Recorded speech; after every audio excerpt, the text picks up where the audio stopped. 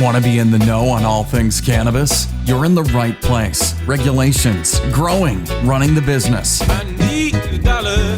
Welcome to the $1 Pound Podcast. Here's your host, industry professional, Joey Espinoza.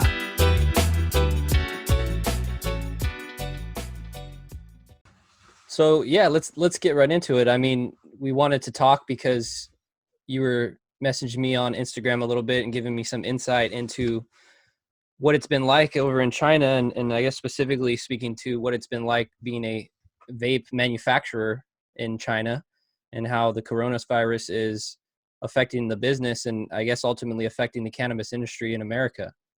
I mean, what has it been like the past, I don't know, I guess it's been about a month or two? Yeah, it seems like it's been forever since we got off for Chinese New Year, and I think that we were supposed to have been really back in operations about 3 weeks ago, but because of the coronavirus, obviously, the entire country has been on lockdown, and it's had just massive effects of our ability to get our management teams back in place, getting workers to return back to Shenzhen, which is where a lot of the manufacturing is. And then obviously, even a lot of our raw material suppliers, they're having similar issues. So it's just been kind of compounding where, we're starting to start to see some really massive gaps, I think, in production and overall supply chain. And that is starting to affect our current inventory levels in the US and here. And, we're starting to have big problems with being able to supply to a lot of our customers on a consistent basis now. How long has this issue been happening for you as far as suppliers? Well, I mean, as we've been trying to come back online, this has been happening we've been delayed for about 3 weeks now. We expect probably another 3 to 4 weeks until we're probably able to get a lot of our resources and suppliers back online. Oh man. And you were saying that, I mean, I guess you kind of have the pulse on, I guess your competition in a way too. So even some of these manufacturers that exist that aren't necessarily, I don't know what the word is, maybe as high of a level as you or take it as serious as you. I mean, they're all struggling too, right? Like all the basic cheap vapes you can get off of any. Oh yeah. I mean, there's really kind of, I'd like to kind of think that there's probably 3 categories of kind of e-cigarette or vape manufacturers in the space right now. And especially when you kind of look at the cannabis space, you have kind of like your first kind of your small, unregulated, non-standard factories. And these are essentially glorified warehouses where people are just simply desperate to produce any product that they possibly can. So they're very much like an ambulance chaser, if you want to think of like, in the world of law. They're just simply whatever they can get an order for, they're trying to manufacture. So when you think of that, it's all order on demand. They don't have consistent supply chains because their product sets are always changing. Like they might be manufacturing fidget spinners 1 week and manufacturing vape cartridges because they heard that there's a trend in vape cartridges the next. So because those guys don't have stable supply chains and everything's order on demand, number one, they don't have any existing inventory to sell. So as the industry's been down and maybe they're getting calls from customers, they simply don't have advanced inventory. And then number two, even if they did take an order, they don't have the proper supply chains or existing raw materials to go directly into assembly. So those guys are completely done. And I'm guessing that, after the last round of kind of the vape scare where we saw a lot of small vape factories go out of business, we're seeing another round of these guys get hit pretty hard and they're going out.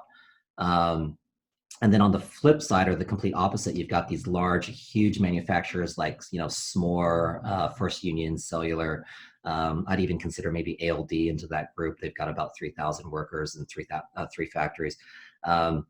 Their bigger challenge is while they've got advanced inventory, they've got consistent products and supply chains, the government has been so incredibly careful about workers returning, that if there's even one single worker that might test positive for coronavirus, they'll shut down the entire factory. And not only shut it down, but then they're going to make it go through a huge round of inspections to kind of open back up. So, having one single employee test positive in your environment could lock down your factory for 30 days. So they're being incredibly slow and incredibly cautious to really get back up to capacity. And so I was just at one of a major factory that we do some collaborations with, and they're probably at about 35% capacity from before they left Chinese New Year. And then us, we're kind of a hybrid where we are a very high-end factory, but we're more mid-sized. So we've only got about a total of 300 workers. So it's been a little easier for us to kind of ramp up, be very cautious at the same time, and get back up to speed. But like I said, we're still probably 2 to 3 weeks out. So what are you guys doing to, I guess, mitigate or try to control employees potentially getting the virus? I mean, how do you do that? I mean, do you just like ask them how they're feeling? Do you, how does that work? Certainly, growing up in America and being, certainly being American, and I think being here now in China for 2 years and seeing the differences and just the country and the culture.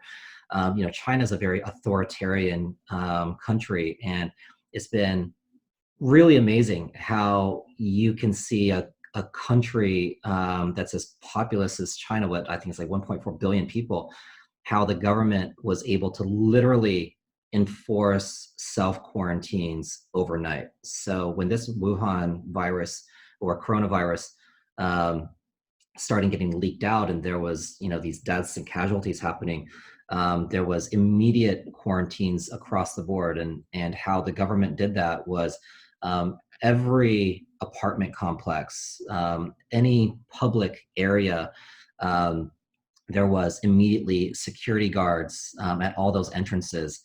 And what they've done is they've created unique IDs. And so like I've got like a QR code that when I leave my apartment and I want to go to the coffee shop to get coffee, they are scanning my QR code.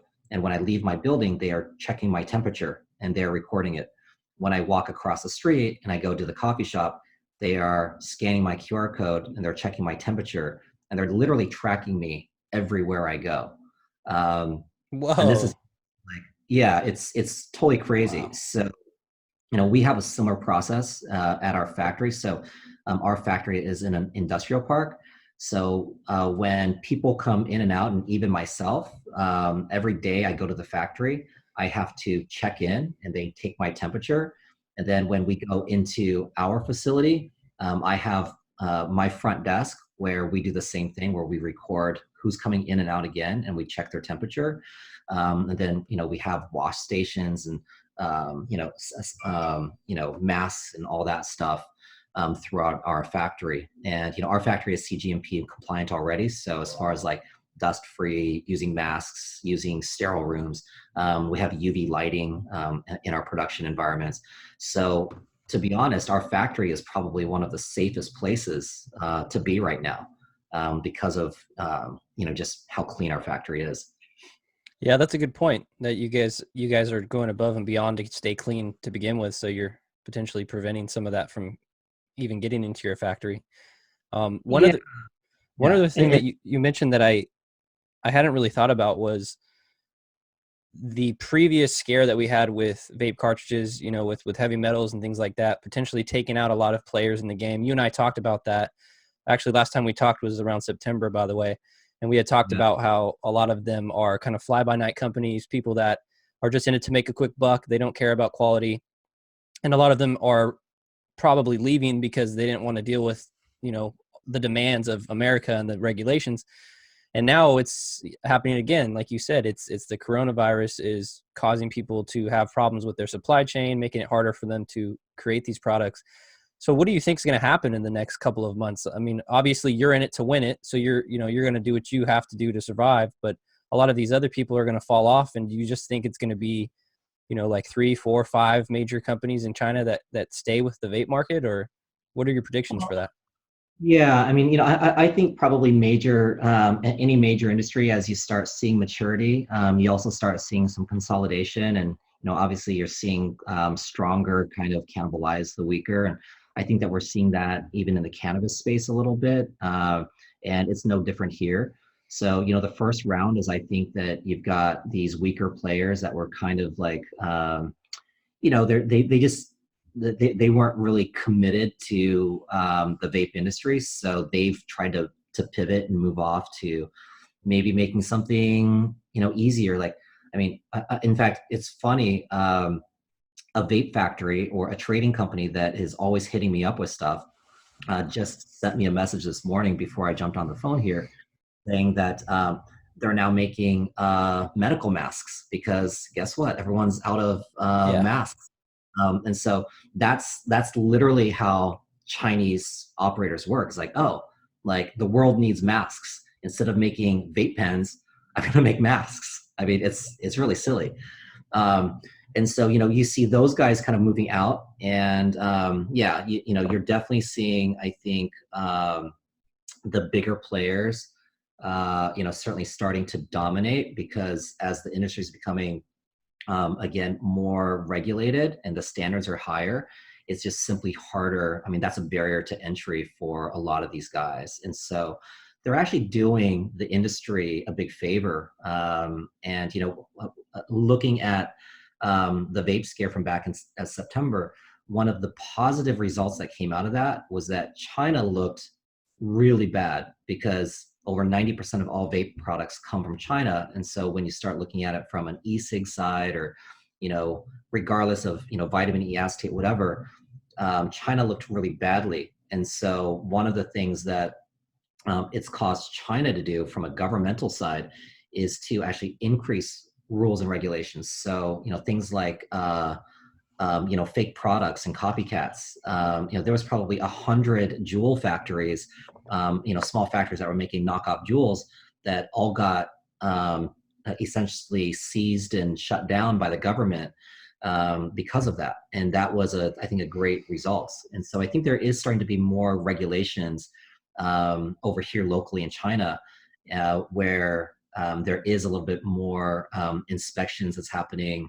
The rules and regs are getting higher. So, we see that as a good thing. And for guys like us that, I think try to go above and beyond, we see this as, a real benefit to our business.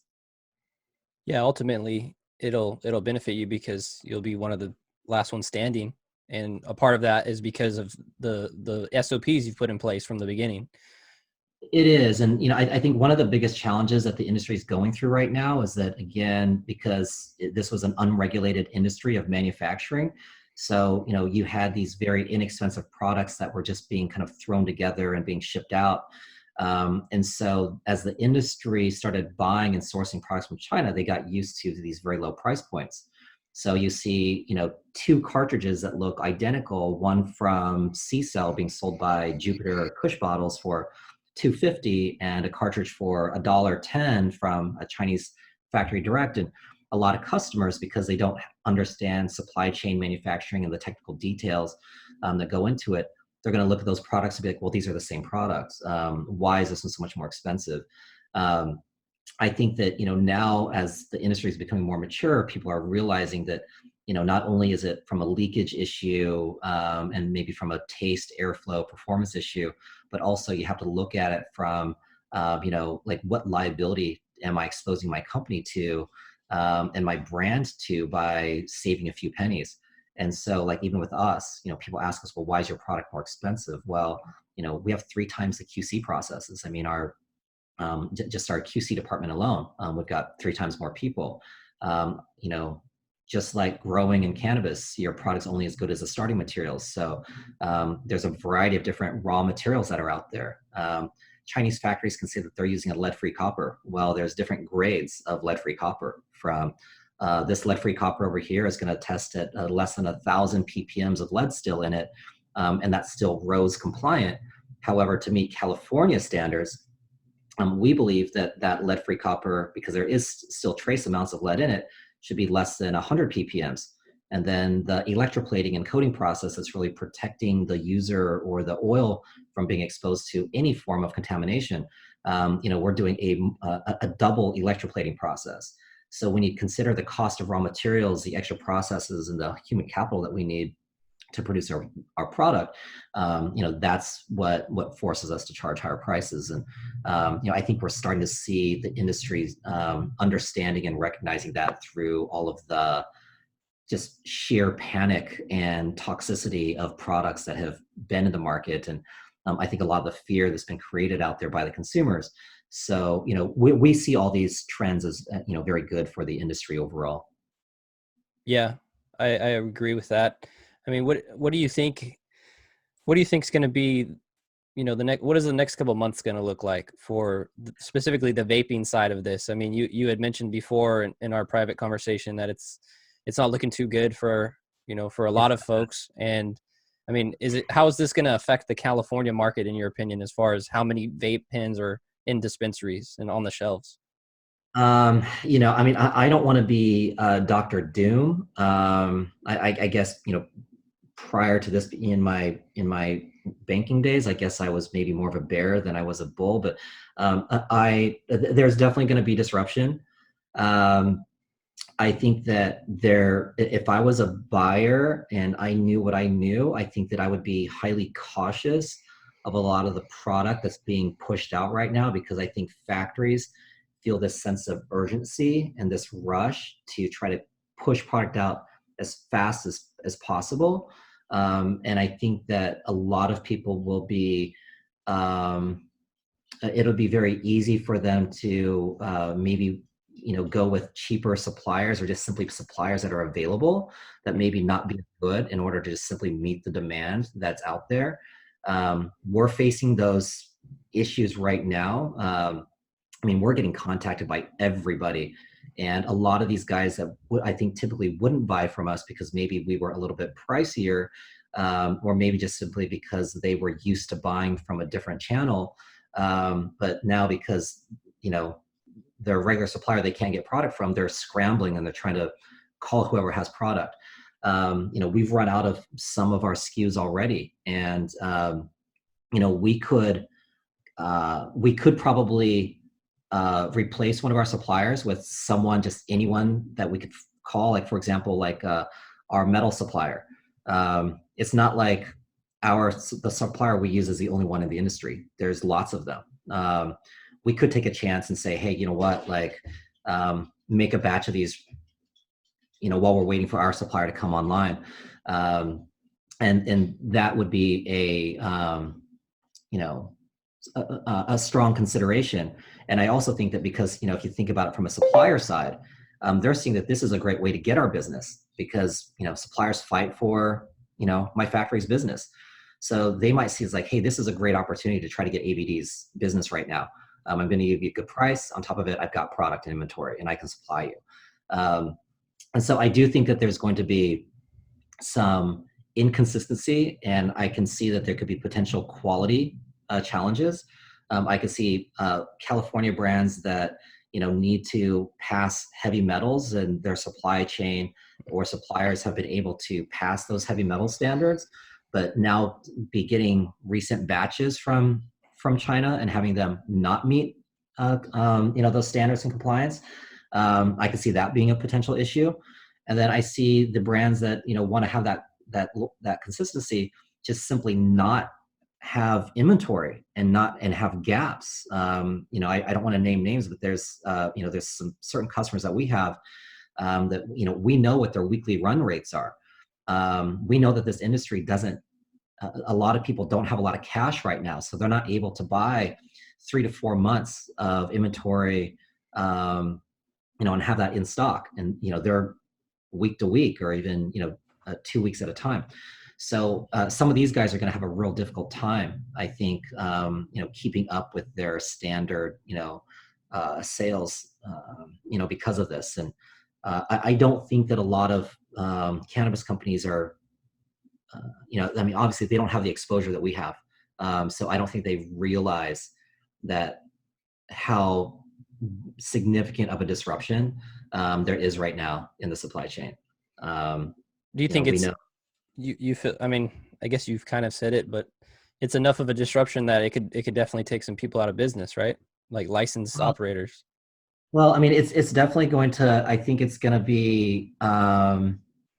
Yeah, I mean, I don't know if it's a point where it's going to take them out of business. I mean, I don't know what their financials look like, but it's going to cause just another layer of stress. And when you look at from being an oil brand to selling to retail stores and then to consumers, and I know California seems to be a bit different with a lot of our customers. We know where the retailers are kind of asking for credit terms from the oil companies to get their product in the shelves.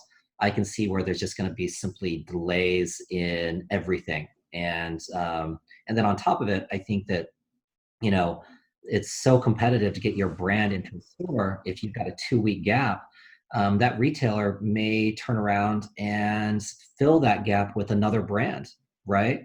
Or increase their inventory of another brand, and you may lose shelf space in those retail stores.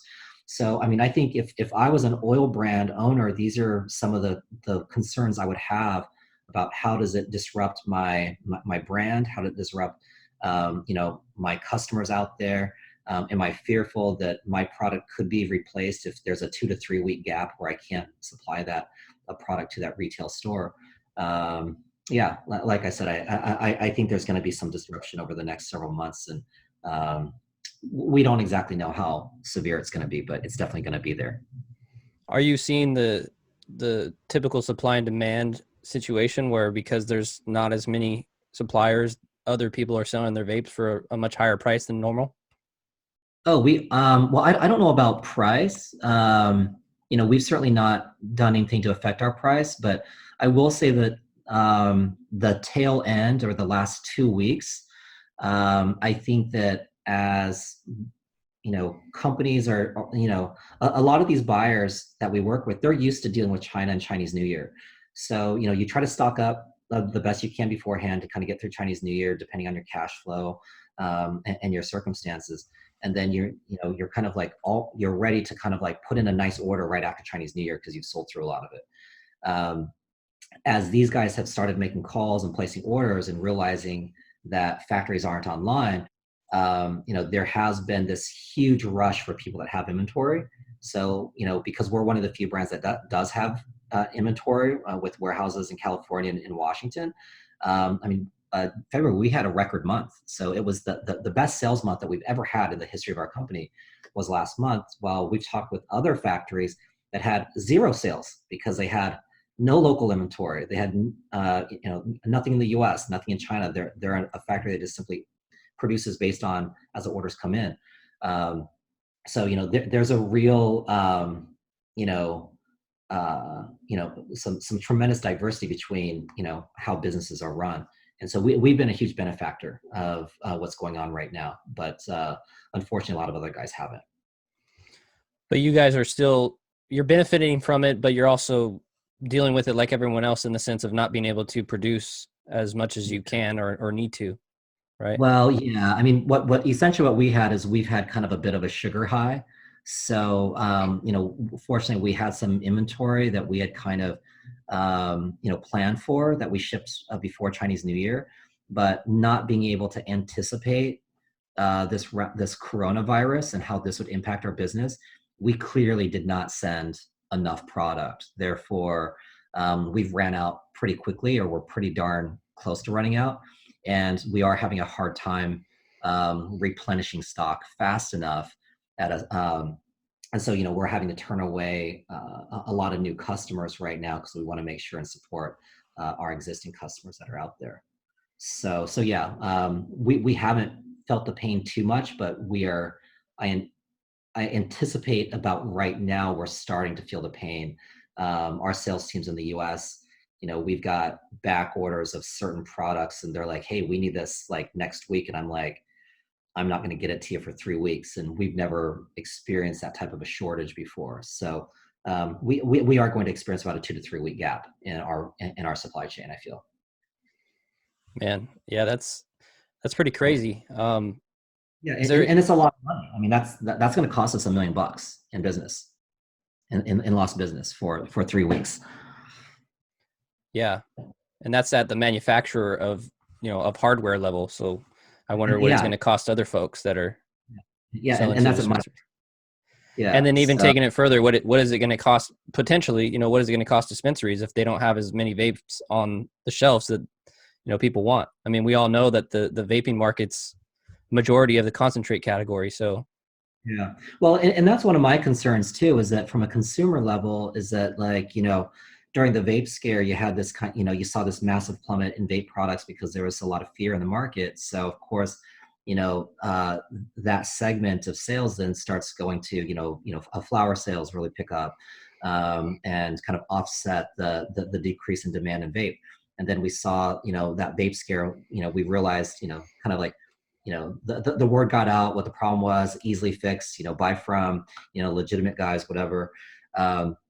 And we've seen that business come back. And then now to see this disruption again, one of my concerns is how does this affect the consumer, and do they start getting frustrated, and do they now go back, to flower? And so, could we potentially see a decrease in vape sales again, which, I mean, we just got out of, this down quarter in Q4.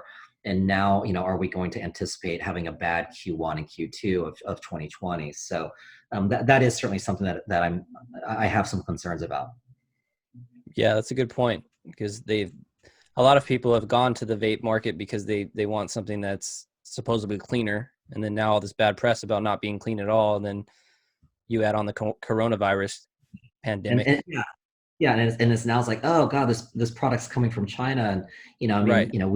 We watch the news nonstop, and it's like, I think it's human nature for people to be fearful of, like, like I've read articles. It's like, oh yeah, like people are avoiding Chinese restaurants because they're afraid Yeah. of. It's like, that's human nature. I mean, like I would maybe feel the same way. So it's kind of like, if there's that consumer association, it's like, well, gosh, like, all these products are being produced in China, and can that be carried or be contaminated in the product? I can see a lot of people that are, that would think like that, and could affect their decision, when they're choosing how they're going to, use cannabis. Yeah, absolutely. I mean, you talked about the masks earlier. Even just here in my county, Monterey County, you go to Home Depot, you can't find any of those masks. You go to Yeah. any store, you can't find them. It's literally like everywhere. Everyone just went out and started buying masks just out of Yeah. fear. So the fear factor is definitely real. Do you Yeah. think that this will also create an opportunity for other folks that are manufacturing in other countries, like Korea or other places, that maybe they'll come up because of China's disruption? So that's the only, the one thing that makes this space unique, is that, the e-cigarette was invented essentially by the Chinese, and it was the same time when China kind of became the manufacturer to the world. So the entire supply chain that exists for the vape industry is really here in China. And a lot of people, when they're looking at, the Chinese industry or the manufacturing industry, they're looking at the factory. And so, which makes sense. If you're a American customer, you get contacted by a Chinese salesperson who works at a factory. They want you to come over. They're going to do the whole dog and pony show and show you around everything, which you know nothing about anyway. But it just makes you feel good. That's, factories are just a glorified assembly shop. The real value in China is the supply chain that's underneath it, that most customers don't have access to. And so to displace that entire supply chain is incredibly difficult. We do some stuff in Cambodia, and we do some stuff in Vietnam with other products. And, there's, we've looked at, back last fall when there was the whole VapeGate issue, like or not that, but like when the whole trade wars, started happening with Trump, that was something that we looked at. And so, I actually went over and I visited, I've got a buddy who manages quality controls for Samsonite luggage. and they've got operations in China, and they've also got operations in Cambodia. And China has been moving a lot of their manufacturing to Cambodia. But the level of tooling and machining and tool works that we need and the materials that we need just simply don't exist in China. It's not as sophisticated yet. And so I think that that's not something that we can make an immediate pivot towards. I think it's going to take, roughly over a year and a half for us to be able to shift our supply chain away from China. And so, this is an area where China has really has the market locked on manufacturing. I've looked at, trying to produce this domestically, and we get asked all the time, it's like, you guys are an American brand, why aren't you manufacturing in the US? And unfortunately, with the material costs, labor costs, the amount of regulatory environments and tax environment, I mean, our production costs will be 4 to 5 times more expensive. And I just know that no one's going to pay 10 to 11 bucks for an empty cartridge, Right. I mean, you've already have them making comments about the price right now while you're in China. So yeah, exactly. Yeah. So it's, Korea has a little bit of manufacturing over there. We know of a couple brands that have done some manufacturing in Korea. Quite honestly, I mean, I'm ethnically Korean, so I mean, I would love to actually move my company to Korea, but the price points and the variance in quality just really isn't there. Now, maybe 5 years ago, I would have looked at Korea because I really wanted to create the best product possible, and maybe China wasn't there. But the gap between quality between Korean manufacturing and Chinese manufacturing is very marginal at best these days. And the labor costs and the raw materials and supply chain in China are still significantly cheaper. So Korea is really out of the question for me. We don't really have a choice at this point, we feel. But we are, we're always evaluating and trying to be forward-looking and planning with our business. yeah, you're just better off waiting it out at this point because, now you explain it. By the time you even set something up in another country, China might be back online and it would have been a waste of time. Yeah, well, and this is maybe something that may never come to fruition, but our company, we actually participate in a program in Cambodia where we go out to villages and there's a program that provides free English lessons to village kids and other activities like playing a guitar and basic after school help, because most of these kids never finish school, and they just get picked up by like textile factories and clothing factories, and their whole life is in a factory. And we identify some of these kids that have very advanced learning abilities, and will essentially give them college prep classes and get them so that they qualify to go to college in Phnom Penh, and then we'll pay for their tuition. And like paying for a kid's tuition right now in Cambodia is like $500 a year. It's crazy. Wow. I'm paying for a kid's MBA right now, and it's $1,500 a year for the next 2 years. I mean, it's silly, right? Yeah. So one of the reasons why we're doing that is not only because we think that it's doing a lot of good in this community, but we're also seeing that like we can develop a potential labor force and workforce in Cambodia when we start looking at potentially pivoting our supply chain into a country like that by having English-speaking, college-educated, advanced middle management that could operate our businesses. So these are some things that we're doing, kind of proactively ahead right now. We don't know if we'll ever end up executing that strategy, but we are making those types of investments. Yeah, that's really cool. And that's mind-boggling that it's that cheap, Yeah. We're used to the American system where you're in debt for like 15 years or so, maybe longer. Yeah, and certainly, I mean, I don't think that the level of education is probably exactly on par with American education. Yeah, true. It's at least something that I think is, again, we've had some really great success stories. We've got this one girl that finished education, went to school, was working as a English teacher as an assistant in a private school, and then she just recently got hired by a Starbucks corporate office. and, making good money, good benefits, we're really proud of her success. And, we've got another kid right now that's, just entering his MBA program. We think he's really super smart, talented, hard worker. And so, we're identifying some really good, I think, potential human capital over there as we potentially look to move some of our supply chain into a country like Cambodia. Another question I had for you is thinking about the distributors that are involved in this, the guys that are, buying product from you and then selling it.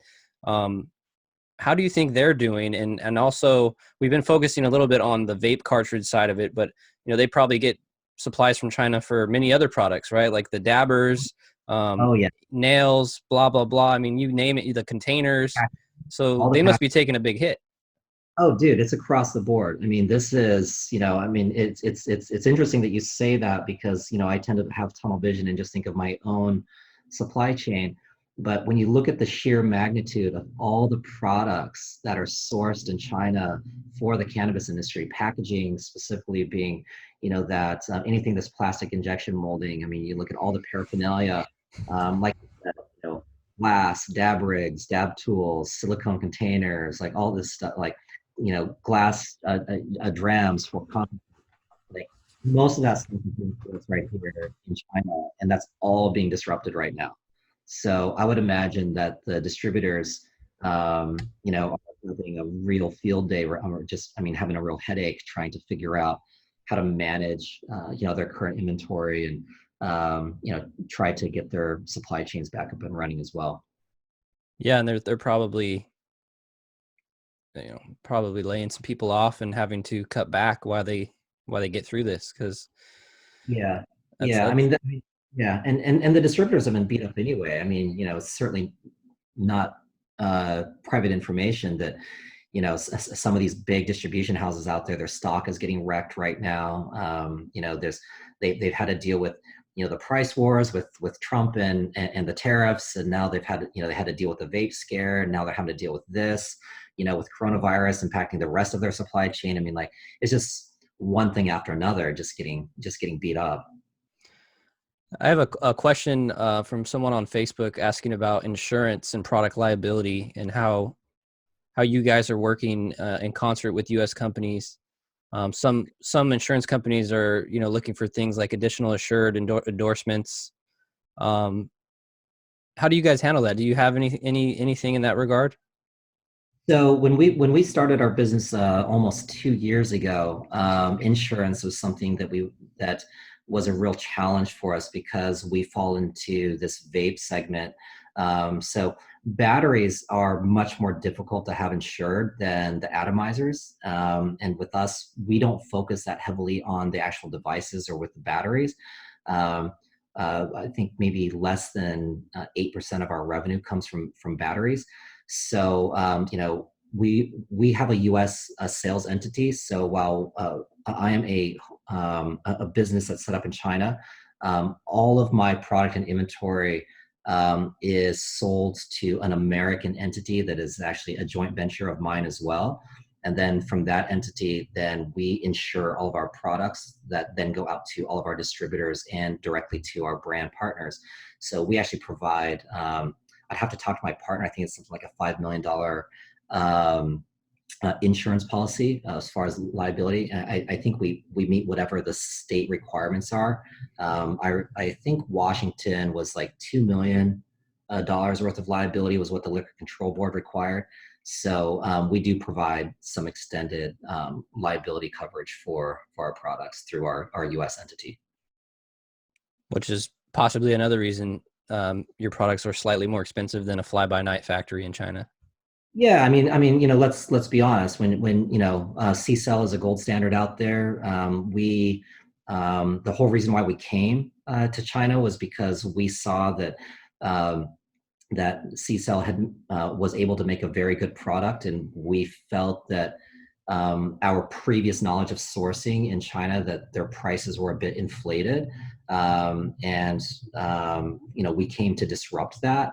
So, but very quickly understanding supply chain and the requirements to really produce a high quality, high performing product like that, did require significantly more resources. And then, of course, from a sales and distribution side, and when you build a brand, you're adding an amount of liability and risk to that. So, understanding, the needs for insurance.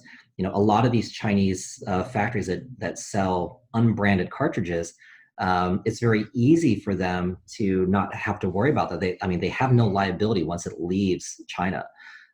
With us, because again, we chose to build a brand. We chose to make this an American entity that was sold through American distribution channels. We take on that liability because, like, if there's failure, if someone gets sick, if there's an explosion, whatever the case is, like, our name's on it. Like our businesses in the U.S. Right. There's a channel for remuneration or for retaliation, or to get a compensation for that accident. So that's a great question. It's one of the reasons why that I sometimes think that we forget to highlight and explain to customers as to why we're slightly more expensive, because there is a layer of insurance that we're providing as well. Yeah, absolutely. Is there anything else that that you can touch on just as far as the coronavirus in general, and being in someone from America who's now lived in China? I mean, what, besides the QR code stuff, is there anything else that stands out that's like pretty wild? I think the biggest thing that I've noticed with my experience here is Chinese people are incredibly afraid right now. There is a tremendous amount of fear that I think the rest of the world maybe doesn't realize. And so, even myself, like growing up in America and having access to, doctors and getting flu shots every year and understanding, the seasonal preparations that you need to make to try to stay healthy. China is this developing country where I feel like, there's not a lot of infrastructure in place because they've relied on natural remedies and natural medicines. And it's amazing. I mean, some of these remedies are phenomenal. So someone who comes from a Western environment and understands Western medicine, and then I think having access to Eastern medicine, and, doing acupuncture for the first time, or this thing called moxibustion, and how I've seen the benefits of it has been amazing. So when an outbreak like this happens and it requires some real science and,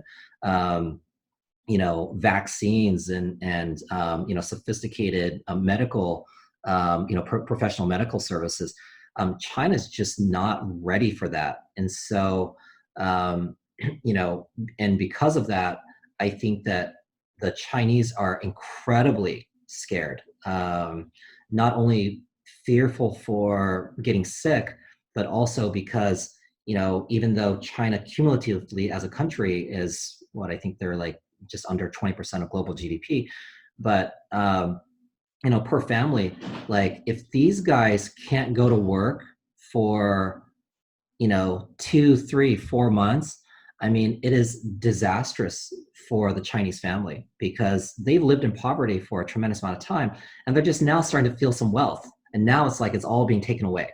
You know what I mean? Mm-hmm. So a lot of the fear for these Chinese, for the Chinese people is not even so much, I think, about getting sick, but because of potentially dying. But they're fearful because they don't want to get sick because they feel like that they can't afford to not work, right? Right. Like, like these work, like the culture is different. Like we have Chinese people from all over surrounding parts of Shenzhen that, have families and kids and mom and dad that live in their hometowns, and they'll come to Shenzhen to work for, 10 months out of the year and live in dorms and eat cafeteria food and all this stuff. And so this is their opportunity right now to make money, because they can make more money here in Shenzhen in a factory, and they can, and that's how they save their money to send back, and they, support, mom and dad and support their kids and all this stuff. So there's a real fear of people getting sick because of that. And, even, with my staff is half American and Canadian and half Chinese. So you can see the differences where it's like, as an American, we're concerned, but we're not really that concerned because we're like, it's like, hey, this is okay. Like it's maybe a little bit more dangerous than the common flu, but like we understand that the flu kills people. We understand this kill people. If you have a weak immune system, make sure you get plenty of sleep, eat the right foods, exercise daily, do these things to naturally keep a strong immune system. So I think we don't take it as seriously, where like our Chinese staff, like usually like for lunch, we'll eat lunch together. And like our Chinese staff, like they don't want to eat with us. Like they want to like be siloed, and so that's one of the reasons that I think that the markets, and even I think, formerly I was an analyst and worked in banking. I think a lot of these analysts don't realize the disruption that's happening in China and the crippling effects and impact that it's going to have, and the extended delays that we are starting to see, because it's not just the fact that like, hey, China's now got a handle on this. There's fewer deaths. It's they've managed the outbreak. People have the quarantines that were in place. People are now available to leave their homes and go back to work. Like those quarantines are over. People still don't want to come back to Shenzhen because they're scared. Their family members don't want them to travel and be in a factory crowded with other people for fear of getting sick. And so that's one of the biggest delays that we see, is not that people can't come back. It's like they simply won't come back. And so like we're having to provide, huge bonuses to get workers to come back to work right now. Like my labor costs right now temporarily, because I'm having to use a temp staff to essentially ramp up my production. I'm having to pay a 30% increase to essentially bribe workers to come back and take a risk of working on a production line. Wow. And so that's the thing that really scares me, and that I think that we don't realize or anticipate, is that the delays in workers coming back, because that's what China is. It's a machine of labor. It's going to come back way slower than I think what we're all predicting. And that's going to continue to have a ripple effect throughout the supply chain. Yeah, that's an interesting perspective. I didn't really think about any of those details. That's why it's always cool to talk to you, because you are originally from America, and you have a good perspective on living in China now and seeing how everything works and sometimes doesn't work. One thing I will say is, though, the Chinese can build, man. We had a story that ran here about how fast they built that damn hospital. That's crazy. Was it like a couple days or something crazy?